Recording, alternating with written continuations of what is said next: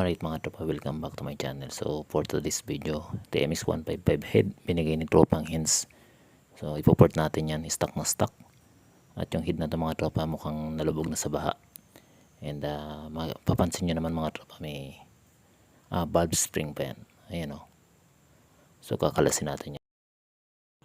Ayan mga tropa, wag na kayo magtaka kung saan ko gagamitin tong head na to.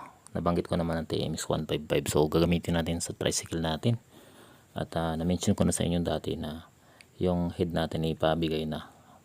So ito ipapalit natin. Hopefully maging okay ang lahat mga tropa. So magtataas lang tayo ng konti ng cam. Alright mga tropa. Tapos na yung head natin.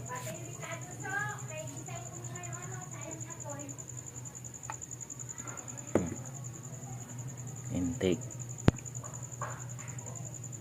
So hindi na natin hinapit masyado mga tropa. Pang sarili lang.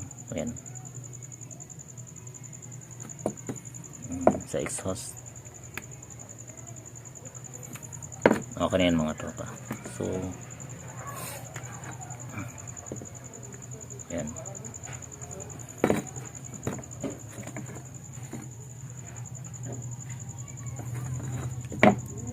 At hindi na rin siguro tayo magtatabas mga tropa, sakto na to para okay lang yung compression, pang service lang talaga. Abang sa part 2 ng video na nakakabit na natin tong head.